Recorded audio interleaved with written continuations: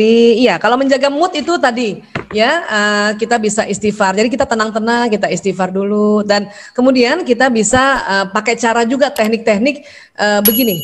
Ada teknik namanya 3M ya. Mengaku, mengangkat dan meminta. Ya, misalnya kita mengaku gitu ya. Ya Allah, saya lagi kesel nih ya Allah sama si ini. Harus lengkap itu ngakunya. Ya. Nah, pada saat mengaku tubuh kita ini yang tadinya tegang jadi rileks. Otak yang tadi tegang jadi rileks. Tetapi kalau cuma mengaku saja, nanti jadinya mengeluh. Maka setelah mengaku, ya Allah saya kesel, misalnya ya, saya kesel sama suami saya ya Rob, ya. Nah, langkah kedua adalah mengangkat, ya Allah angkat kesalku ya Allah. Nah, disinilah kita menggunakan tarik nafas kah, istighfar kah, atau teknik-teknik yang lain ya. La haula wala quwata illa billahil azim. La ilaha illallah. Yang penting pada saat setelah melafazkannya itu secara berbisik dan tahan sebentar untuk hidung tarik oksigen, ya. Nah, nanti lama-lama perasaan kita udah lapang itu. Nah, pada saat perasaan lapang, rugi kalau tidak meminta. Jadi M yang ketiga adalah meminta. Jadi maunya apa? Ya Allah, ya, buat saya senang ya Allah, ya. Ya, dan saya mohon ya Allah suamiku tahu ya Allah kalau saya kesel sama dia, kan boleh itu. Boleh diminta begitu. Nanti sinyal kita akan menuju suami itu. Suami walaupun kita nggak marahin dia tahu loh, istrinya marah gitu. Itu kenapa? Karena terresonansi dengan sinyal-sinyal ini. Ya ini caranya untuk mood dan nggak mudah baper. Nah, tetapi tentu buat kita perempuan harus punya catatan siklus menstruasi kalau masih produktif. Ya, kenapa? Karena memang mood perempuan ini pada saat mau mens 3 hari mau mens atau 4 hari mau mens itu ya dan seterusnya itu hormon tuh turun sehingga emosi kita mood kita tuh turun ya dan mens hari pertama sampai hari kelima itu juga mood jadi masih jelek sekali masih turun makanya perempuan akan mengalami siklus kayak gitu dan kemudian buat ibu-ibu yang mulai 45 tahun ke atas juga siap-siap bisa jadi sudah mau masuki fase pramenopause. Di situ hormon estrogen udah turun tuh. Karena estrogen itu yang bikin perempuan itu bahagia. Ya. Nah, pada saat estrogen turun nah itulah baper. Makanya caranya adalah kita tahu ini umur berapa kita sekarang. Ya, mulai 48 kok kayaknya cepet sensitif ya. Kok rasanya kok cepet kesel ya. Itu berarti mau menopause. Ya. Kalau kita tahu bahwa kita mau menopause itu akan mengurangi perasaan baper tersebut dan tentu pakai teknik lagi astagfirullahaladzim ya Allah angkat keselku ya Allah ya seperti itu ya baik Bu Elvi terima kasih mudah-mudahan bisa diterima ya saya kembalikan lagi ke Bu Vanessa. Bu Elvi umur berapa sih Bu Elvi? Oke. Bu Elvi-nya kayaknya enggak mendengar. Kita langsung ke pertanyaan selanjutnya ya. Bu Dokter, barakallah. Amin. Umur Ibu Elvi umur berapa, Bu? Masih 47.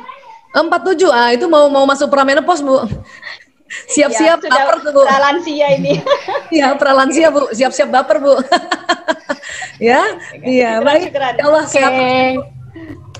Oke, kita ke pertanyaan selanjutnya. Ini dari yang raise hand lagi. Mungkin boleh di satu pertanyaan aja kali ya Bu Dokter ya, karena ini ada antriannya lumayan panjang nih. Moderator yang atur, maka. Boleh dari Mbak Hani FF 1982. Bolehlah di unmute. Udah. Silahkan. Terima kasih. Assalamualaikum warahmatullahi wabarakatuh, Bu Dokter. Mbak Hani. Saya Hani dari Kementerian SDM tapi yang di Bandung, Bu. Oh, ini dari Bandung? Wah, sama dong kita, oke. Tapi saya di Jakarta. Ya, satu pertanyaan aja, karena saya sebetulnya mau menanyakan tadi tuh kaitan dengan yang ada kaitan dengan kesehatan ya, Bu Dokter ya. Kalau kita berpikir yang jelek atau ketakutan begitu ya, Dok, kayak salah satunya diare itu. Saya sendiri kan memang punya hipertensi yang udah agak lama, Dok. Iya. Bu Hani umur berapa? Sekarang 37.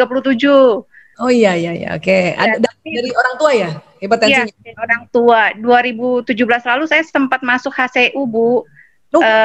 Iya, karena tensi saya 210 per 130. 130 betul. Tapi alhamdulillah Allah masih menyayangi saya, nggak sampai stroke. Ya Allah, bersyukur banget itu. Ini potensi stroke itu 210 per 130 lagi. Alhamdulillah, syukur ya, sehat ya. Tapi dari situ akhirnya saya mengkonsumsi obat ya, Dok. dan tidak boleh lepas ya dua itu. Ya, Tapi ya. Saya bilang sama dokter internis saya, kadang saya suka bilang gini, dok, sebetulnya sejujurnya memang ternyata hipertensi itu kita yang bisa mengendalikan sebetulnya ya, kalau obat alaminya. Manakala tadi yang dokter bilang kalau kita pikirannya negatif gitu ya, kebawa terus udah semua jadi terasa sakit dan nggak bisa diobatin. Padahal saya misalkan mengkonsumsi obat, karena itu saya pernah ngalamin dok, dihajar berapa obat dan sebagainya itu. Nah, apakah itu juga bisa terlepas dari memang anjuran dokter internis itu harus mengkonsumsi obat ya dok ya. Cuma saya justru pengen tanya itu dari dokter Aisyah gitu tentang syarafnya, tentang ya itulah ya, ininya apa sih, operasinya ya, operasi syaraf itu gimana. Jadi kalau saya bilang tadi banyak bersyukur, banyak ikhlas, banyak sabar, udah itu lebih ke emosinya di manage begitu, kok enak ya ke hati. Terus kayaknya walaupun misalnya kepala nyut-nyutan tuh saya cek gitu ya. Oh iya. Kira-kira apa nih yang mau ditanyain di Mbak Hani nih? Itu aja. Apakah bisa tanpa obat seperti itu? Apakah bisa tanpa obat ya? Ya, gimana kaitannya ya? Bagaimana kaitannya ya? Makasih banyak Mbak Hani ya. Silakan Bu Dokter. Makasih banyak ya. Ini saya kasih lihat slide-nya lagi ya. Nah, ini kan ada pembuluh darah ya dan ada sistem saraf ya. Jadi gini, orang yang secara genetik kena hipertensi itu berarti jenis pembuluh darahnya itu dia tidak lentur. Ya, karena pembuluh darah kita ini itu buatannya itu genetik dari ayah ibu, dan kalau misalnya ayahnya juga hipertensi dan ibunya hipertensi berarti pembuluh darah kita ini kaku. Ya. Nah, sebetulnya obat-obatan itu memang harus diminum untuk apa? Untuk membuat pembuluh darah yang kaku ini lentur.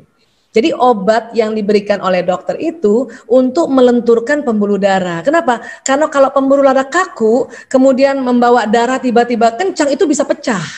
Ya, jadi obat itu untuk melenturkan pembuluh darah. Cuman sampai sekarang belum ada obat yang melenturkan pembuluh darah ini cuman 1 kali minum terus seterusnya seumur hidup sampai lentur, nggak ada. Setiap obat itu dia ada bekerjanya. Ada obat hipertensi yang bekerjanya 12 jam. Maka dalam sehari harus 2 kali minum supaya pembuluh darahnya tetap lentur. Ya, ada juga obat hipertensi yang kerjanya 24 jam 1 kali aja. Ya, contoh misalnya amlodipin, ya. Kalau captopril itu 12 jam kerjanya, makanya dia harus minum 2 kali. Sebisanya juga minumnya teratur. Kenapa? Karena pembuluh darah ini kalau misalnya obat itu kayak amlodipin misalnya dia 24 jam, ya, minumnya misalnya ya jam 7 pagi gitu ya. Maka menjelang jam 7 pagi esok hari itu sudah mulai kaku lagi.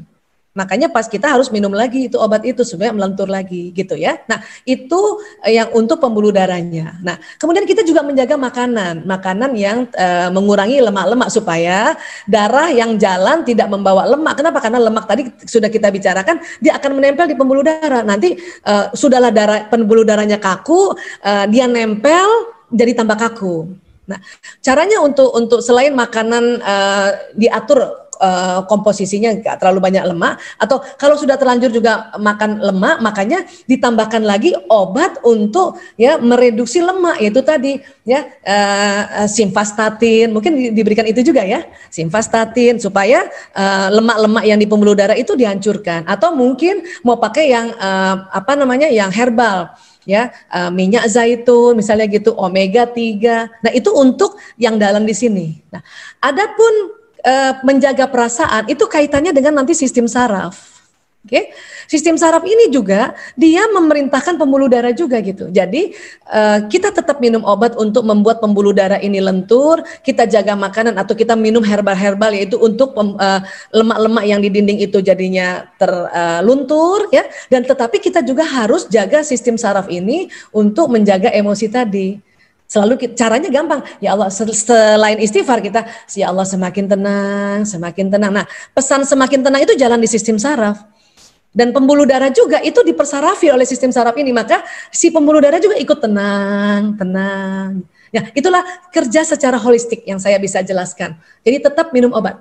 Saya juga begitu, tenang aja. Saya juga begitu, minum obatnya banyak, tenang aja ya. Tetapi kalaupun sudahlah hipertensi, sudah nggak minum obat, maka pembuluh darahnya tegang, terus nggak menjaga emosi, nggak menjaga perasaan, ya, wih, tambah kacau nanti.